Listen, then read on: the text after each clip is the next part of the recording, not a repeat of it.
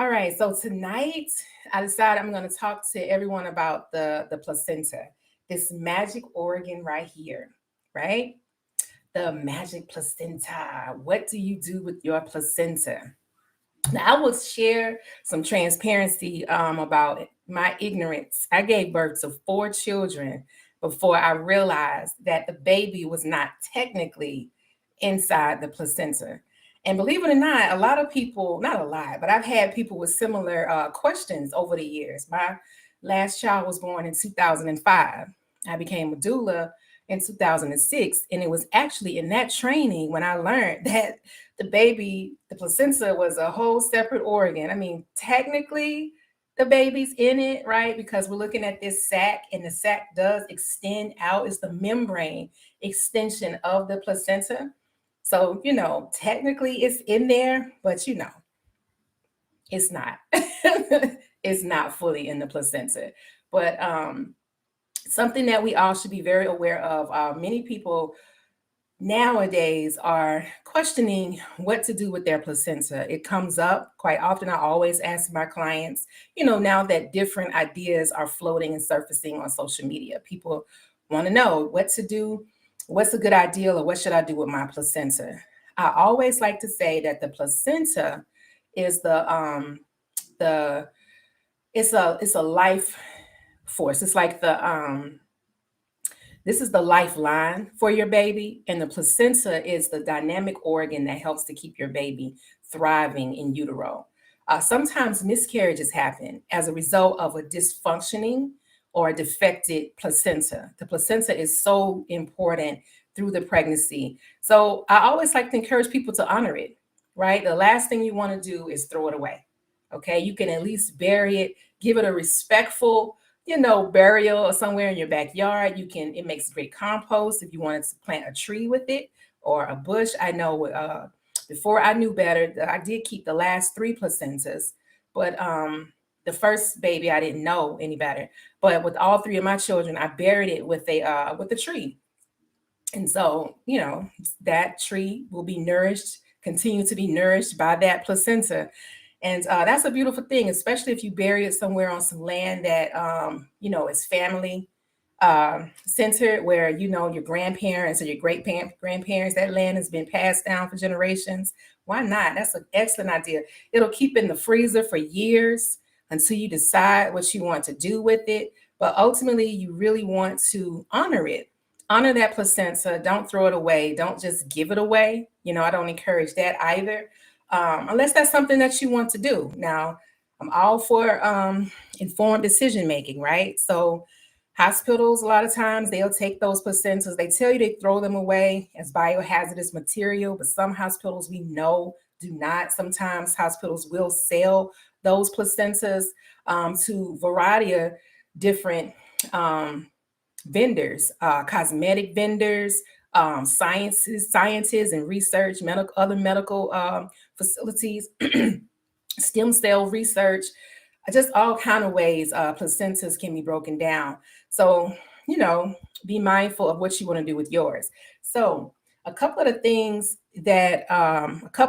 that people decide to honor their placenta if they are going to keep it is one, and she's on here tonight. I see you, Jody. She's a placenta encapsulator. So yayo to yayo, y'all need to look her up, right? So there are several people out here nowadays that are doing placenta encapsulation. That is where you take this placenta after the birth of the baby, of course, and you dehydrate it. I'm sorry. So you prepare it first. My job, when I get the placenta in my hand, is to inspect it. That's the first thing I do. I'm going to inspect it and make sure that all the pieces are intact. We want to make certain that no pieces of the placenta are left behind in the mother. And so it can be a little challenging. You just have to be familiar with a placenta. It comes together like a puzzle. And so when you pick it up, it's kind of floppy and loose. It's like meat, right? And so when you pick it up, you want to kind of hold it steady. Sometimes I'll even fold it in slightly on itself as such, in order to help determine whether or not all the pieces are there. And so where you see these dark lines engraved here, that's a representation of some of the the indentations you'll see in an actual placenta. And so we take it, and if you kind of fold it in on itself just ever so slightly, you will notice that all the pieces will come back together like a puzzle. And that's something that we like to ensure. That's one way that we can ensure that all of the pieces came out of the mother. There's no gaps missing in that puzzle. There's no pieces missing. And that's critical, because if pieces of the placenta are left behind in the mother, it can cause hemorrhaging. It can also cause the delay of her breast milk coming in. Breast milk is triggered, the second stage of lactation is triggered by the release of the placenta in its entirety. And so if pieces remain behind, then certain hormones aren't triggered to initiate the lactogenesis 2, or the second phase of lactation. And again, the mother can also hemorrhage, because the little pieces of placenta that are left behind can prevent the uterus from involuting, or clamping down, as we like to call it, contracting, being firm, nice and firm. So those little pieces of placenta can prevent the uterus from doing that. Blood clots can form inside the uterus, and then we have some hemorrhaging situations. Sometimes, if that is the case, mothers have to go in and have what's called like a D&C, or a scraping of the uterine lining, to help remove any pieces of uterus, of placenta, that might still be attached to the uterus. And so it's very important, especially you unassisted birthers out there, or you doulas that are standing in the gap, trying to, not trying, or being your best as a midwife without full clinical training, to understand the importance of all of that placenta being released from the mother's body in order to, prevent hemorrhaging, like I said, and, a plethora of other infections and all kind of other things can stem from those pieces remain behind attached to her. So, like I said, I have to inspect it. I'm inspecting for that. I'm also looking at the sac. I just look at the sac primarily to make sure all of it is there. Sometimes the sac is kind of ripped and torn from birth itself, right? From the baby busting through. But it's also kind of cool to notate where the sac actually burst. So I do not bust water sacs. Like, I do not bust the bag of membranes. I do not do it. It is very common that for obstetricians to do such a thing. Some midwives in hospitals also will break waters, as we call it, or bust your sac. It helps to push labor along in some cases. One of the reasons why in my training as a traditional midwife, again, learning through grand elder midwives here, we don't like to break the sac, because there are several cultures around the world that have belief systems about babies born in their sacs. And we call it being born in the caul. I think it's CAULD, something like, or CALD, something like that. But born in the caul, right? And the belief systems, depending on the culture you go to, is usually going to be centered in some kind of spirituality. Those babies are perceived to be psychic in some way. They're believed to be seers, clairvoyant, are more intuitive, messengers. There's all kind of beliefs around it. And so if we burst it, we won't know, right? We won't know if this is that baby coming through with a message for the human species, right?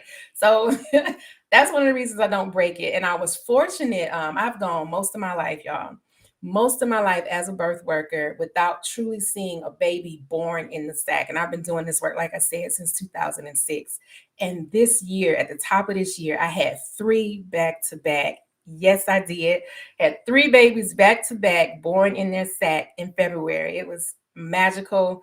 Such a special moment for me. Those are special little babies. All my babies are special, right? But those, I'm like, oh my goodness, thank you for choosing me. And they came through. Now, of course, when they come out, the sac will rupture itself as the baby is being born. But those babies, sometimes, like one of my babies, the sac was all the way down her chest, and I had to physically remove the membrane so she could breathe.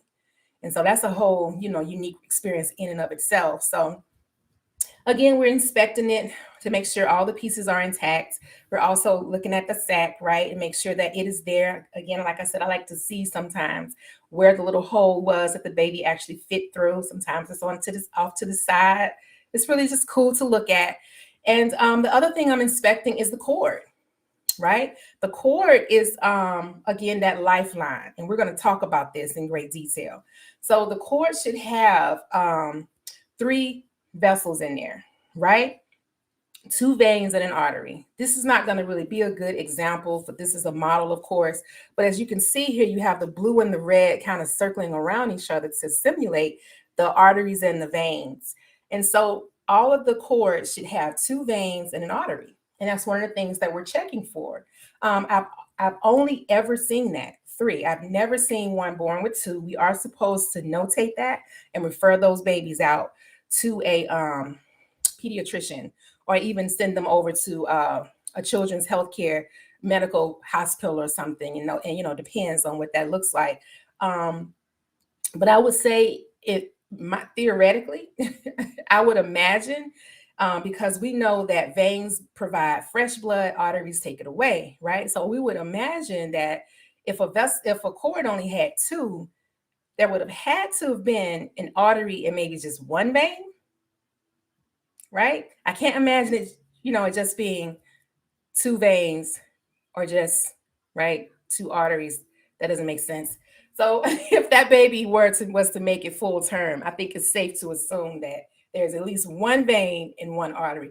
Nonetheless, we look at it. After we cut it, that's one of the things we like to do, is inspect it to be certain that there are 3 vessels. Now, that leads me into delayed cord cutting, right? A hot topic of discussion. Let me take a little sip of my juice. Because delayed cord cutting can be a hot topic. Now, we understand that if you've had a baby in the hospital and you birthed your baby without the knowledge of delayed cord cutting, then chances are very high that the cord for your baby was cut prematurely. And what does that mean? It was cut before the blood stopped transfusing from the placenta into the baby, right? That needs to happen. We like for this to happen. That is an awesome physiological process that takes place to help ensure that this baby has all of its blood from this organ here, and all of the vital nutrients that the baby will need to continue to sustain itself until your breast milk comes in, your mature milk comes in, right? And so many physicians will cut the cord prematurely. And the reason they do this is they once believed, and many of them still do, they believe that delayed cord cutting actually causes jaundice, right? And it does not. I mean, the idea is, I get it, where they get the idea and the concept from, because so what causes jaundice, when we're looking at jaundice, right, we're talking about the yellowish hue that we find in baby skin, or any person that's dealing with some kind of liver issues. You see that yellowish hue in their skin, yellowing in the eyes. That's because jaundice, the color of it, is caused by bilirubin. And bilirubin is a byproduct of your red blood cells as they're forming themselves. The byproduct is called bilirubin. And your liver is responsible for metabolizing that extra bilirubin.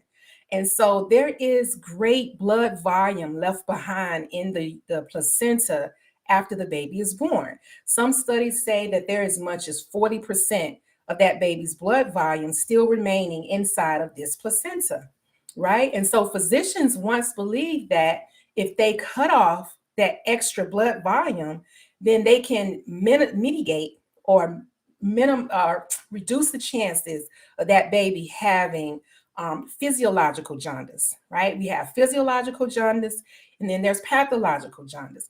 Physiological jaundice shows up in most babies. About 80%, some studies say, that of newborn babies will experience some form of physiological jaundice. That's the jaundice that tends to show up about the 2nd or 3rd day postpartum. And then it'll clear itself out usually about 5 days to a week after birth. It's one of the things that we'll talk a little bit more about that in a moment, but I always make my parents aware of that so that we can just keep an eye on it. But physiological jaundice is very common in newborn babies. And it is one of the reasons is because of exactly what I'm saying. The byproduct of that bilirubin and some of the excess red blood cells, as the baby's body is metabolizing and breaking those cells down, the byproduct of that bilirubin builds up in their bloodstream. One of the best ways to alleviate that is hydrating the baby and encouraging the baby to have bowel movements, which colostrum, the first milk that a mother's bodies make, actually has a laxative component in it that encourages those first bowel movements. Nature already thought about this, y'all. It's a no-brainer. All you gotta do is put the baby on the boob, put the baby on the breast. The body will produce that colostrum and push that stool, those first stools, out of the baby's body, which can help to lower any signs of jaundice, help the baby prevent it. And also sunshine, ultraviolet lights. Right? Ultraviolet light is very important. I tell my families all the time, treat your baby like a houseplant. Right? So I usually don't tell them all that the first night. When I come back the next day to check on my families, this is the conversation I'll have. I encourage them to treat their baby like a houseplant. Y'all don't know if y'all can see my little plant next to me, right? If you have a house plant, you need to open your curtains or your blinds every day to allow those ultraviolet rays and all that good vitamin D and sunshine to flow into your home. Your plants absorb it, metabolize it, and grow and be great, right? Well, similarly, your baby does something as well. The baby needs that ultraviolet light to help them metabolize the bilirubin that's building up in their bodies, and it helps to flush it out their systems, specifically on a skin level. And then the liver will do the rest. And I definitely want to talk a little bit more about the liver. The liver is such a phenomenal organ in so many ways. So bringing it back into delayed cord cutting, I just want to wrap that up. You can literally feel the cord pulsating after the baby is born. Right? The cord you can feel a heartbeat running through it. And if time permits and depends on what's going on, I'll allow dad or mom or the partner, whoever, to feel that cord and feel the pulsing, the heart pulsing, the heartbeat through the cord. It's a phenomenal opportunity. You only get to do it once, right? For this baby, because once it stops, it's done. This placenta begins to immediately die. Okay. And you can literally see that transition happening. The cord blood, you'll see the cord will start out feeling very vibrant and almost bluish, purplish, just vibrant in color, right? They did a good job with trying to mimic that with this model. And then as minutes go by, you'll see it starting to go pale white and limp and cold, and it'll just kind of fall and sag from the placenta side all the way over to the baby side. And that can take anywhere from 5 minutes to as much as an hour, y'all. It takes time for that process to happen. We don't rush it. I would say on average about 20 minutes. 15 to 20 minutes is done. It's completely emptied itself into your baby, and we're no longer in need of the placenta per se, right? After that time period. But I've seen some phenomenal things. I have actually seen babies that have had slow transitions. They come out, they're thriving, but they're kind of slow at getting their respiratory going. We may have to give them a little oxygen or something, and just to keep them thriving and coherent. But in those situations, I have actually seen the mother birth her placenta and it's still pulsating, y'all. That placenta is still working, and it'll keep working. And that is phenomenal, because what we have learned about the placenta is that it feeds off of the mother's heartbeat. And it is a mother's heartbeat that causes the pulsating and the pumping of the blood through the placenta. So how is it working, y'all? So what that tells me, that there's a symbiotic thing happening in there, right? The baby is also functioning on the baby's heartbeat. It has to be, because how else is it? How is that happening? It's no longer in the mother's body. It's out. It's laying in a bowl, and it's still hot and warm and pulsating up until 30 minutes to an hour, until this baby fully is transitioned, well, thriving, screaming and hollering at us. And that's when it dies off. So this is what I'm saying. I got chills over that one. The placenta is a dynamic organ, and you really want to honor it. Don't throw it away. At least bury it in that way. Um, Another thing we talked about, placenta encapsulation, right? Placenta encapsulation. I'm not a well versed. I stuttered on that one. I'm not well versed on placenta encapsulation. I have been trained by the elder midwives how to prepare a placenta and perform placenta encapsulation. Most of the families that I have encountered that have encapsulated and consumed their placenta in that way speak very highly of the results. They talk about having more energy, how it helped them defeat postpartum depression, specifically if they had it in a previous birth and they didn't consume their placenta and this time they did. Now they know the difference and they're able to, share that story for themselves that yes, the placenta helped me defeat that.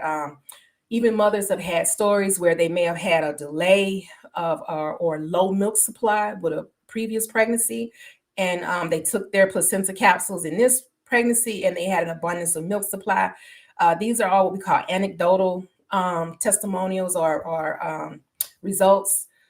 I do not know if there is any hardcore scientific research out there on consuming your placenta, but I've only ever heard positive feedback. So I certainly encourage you to look into it. It's an alternative to bearing it with the plant. Another thing that families tend to do with their placenta is do lotus birth, right? Lotus birth. So lotus birth is where you do not cut your placenta at all. Your cord, I'm sorry. You don't cut the cord at all. You leave the cord attached to your baby until it falls off on its own. Now, lotus birth, I think, is magical in its own way. I have all the respect for lotus birth. When you do something of that nature, you want to definitely do your research on what type of herbs that you need to curate your placenta in, because it is an organ. It is meat, right? Essentially. So it will smell as it decays. And some of the ingredients that they suggest to use is the number one is sea salt. So you want to definitely have an abundance of sea salt. You want to be able to care for this placenta daily in some capacity. I think they flip it maybe. I'm not quite sure. It's always been healthy when I go back to check on my babies and mamas for the families that choose to do lotus birth. It's not something that I am, again, astute in. It's one of those things that I just honor. And if they tell me they want to do lotus birth, I know I'm not going to cut the cord and just leave it intact. And we talk about how to maneuver your baby. So what happens when you do lotus birth, my only concern as a midwife is this cord, after about 24 hours, becomes very hard. The word is called stenotic. It's very hard and rigid. It doesn't give. It'll break, but it doesn't give. And so as days go by, the harder it gets. It kind of shrinks in on itself, becomes very, very thin.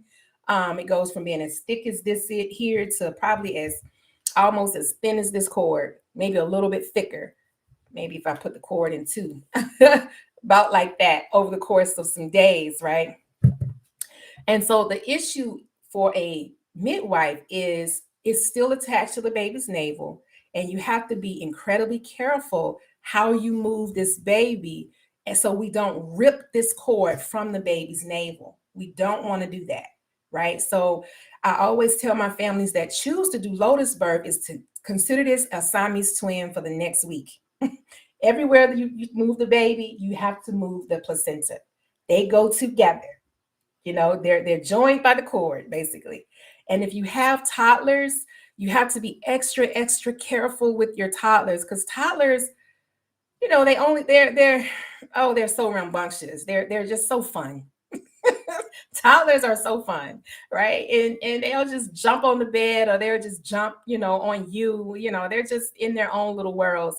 And so you really want to be careful with your toddlers if you're doing a lotus birth around the baby, because I'll give you a story. This family didn't do a lotus birth, but when I came back, I think to do the second visit or the third, I can't remember. They had caught the toddler, the 2-year-old, on their baby cam.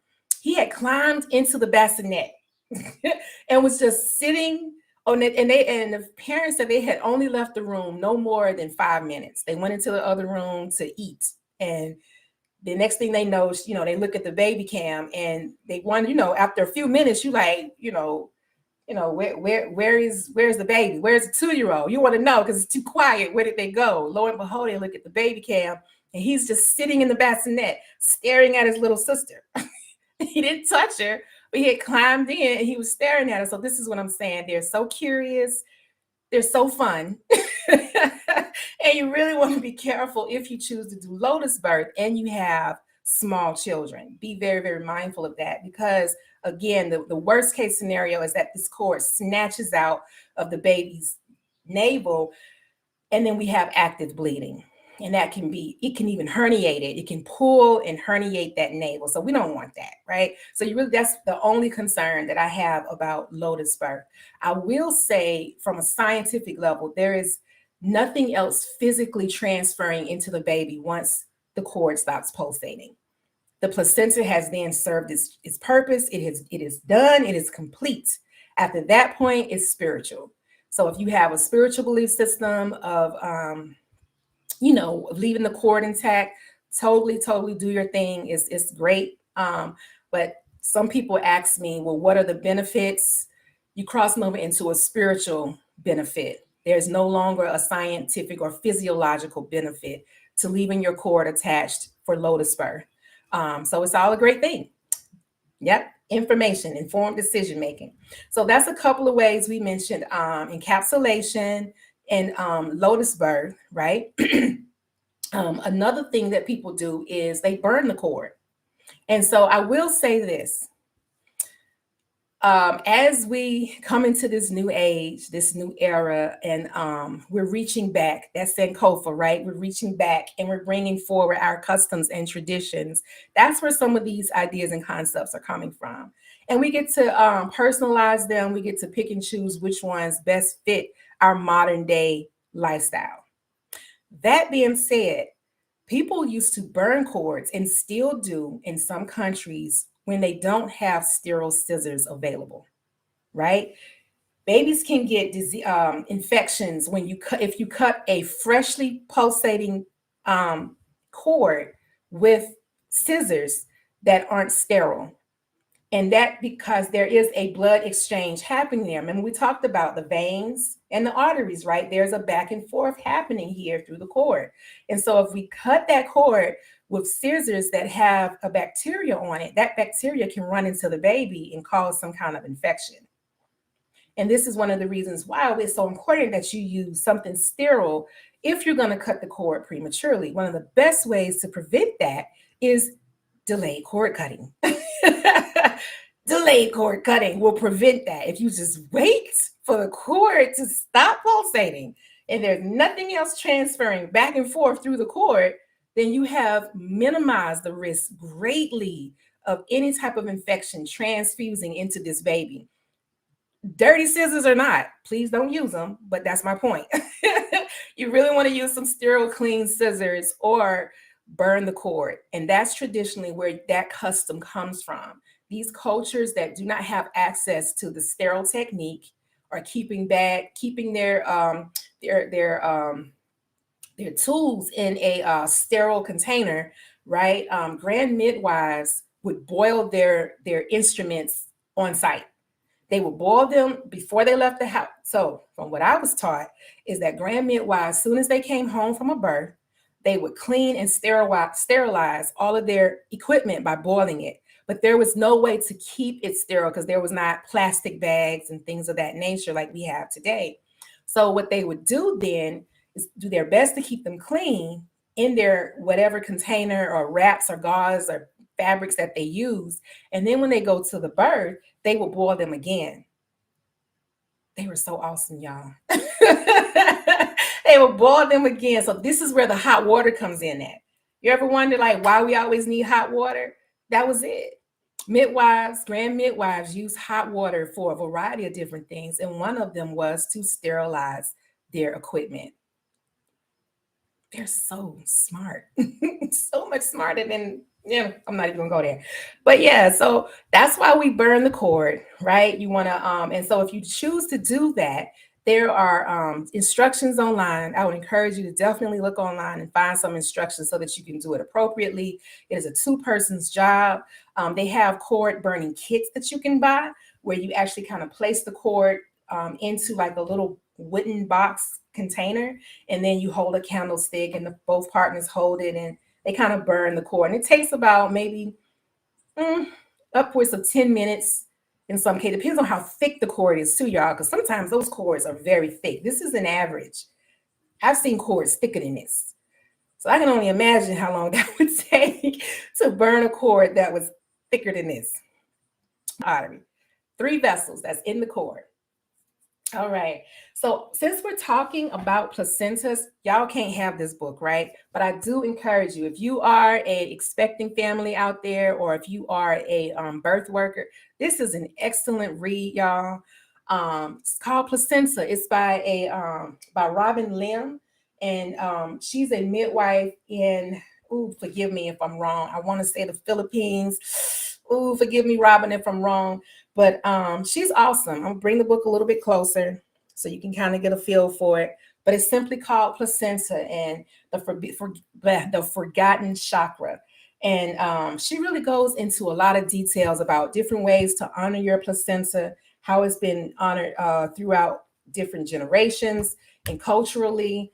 And then she breaks down a lot of science. So some of the information I'm sharing with you all tonight are like the history of why providers originally started to cut the cords because they thought it would lead to jaundice, right? It's in her book. She talks about that. Matter of fact, I thought about reading it to y'all, but I'm not going to do that. Y'all didn't come on here to hear me read, but but it's in there. She talks about again why they believe that cutting the cord prematurely could help prevent jaundice, and that couldn't be further from the truth.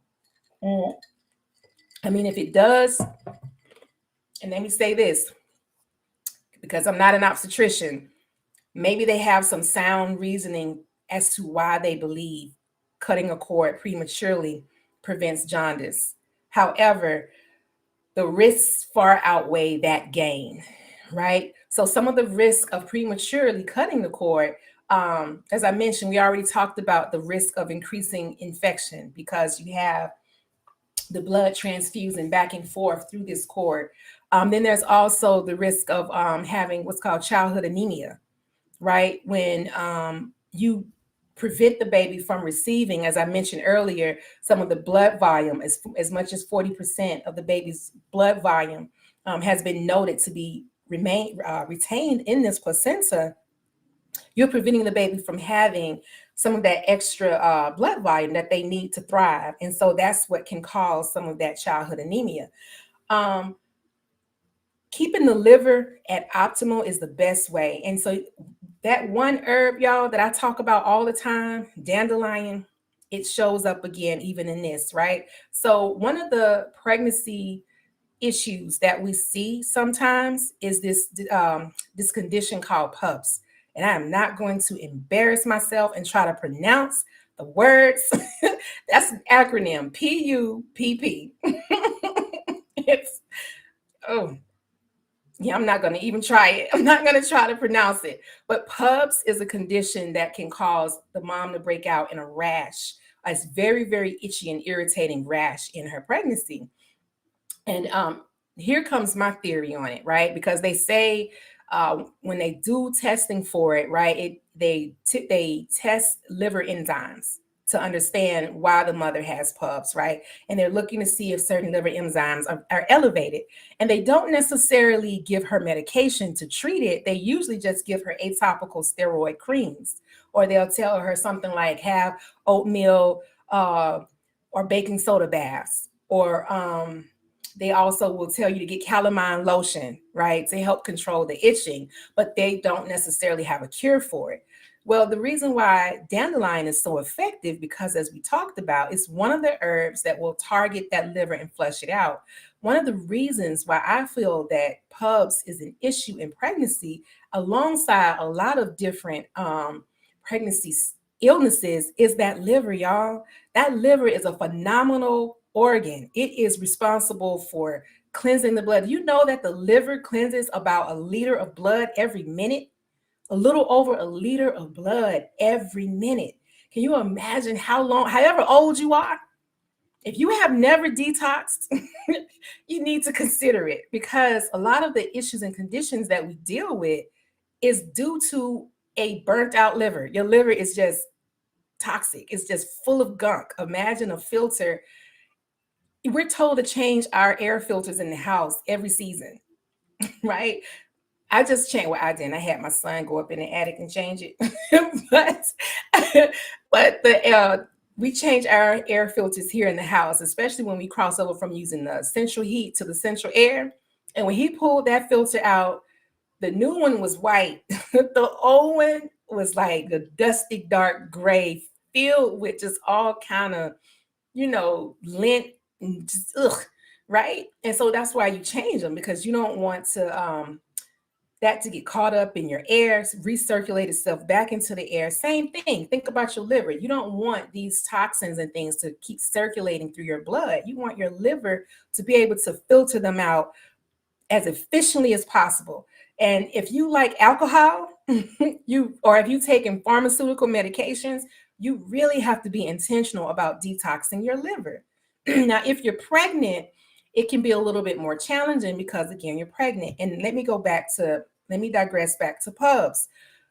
If they test your liver enzymes and they say that they're elevated, my theory is because the mother is also responsible for breaking down the red blood cells that's coming through from baby, right? The placenta at that point in time, because the byproduct of the bilirubin is processed out of the body by bile, and the baby is not supposed to poop in utero. So the baby's body knows not to allow the bile to build up in the baby's system. So that byproduct then filters back through the placenta into the mom's body through her liver, and then she flushes it out she excretes it out through her bowels, right? Her bile, bile, does what it does. It works its magic, and then it carries it out of the body through the colon. All right. So that's why it's so important that your baby, that you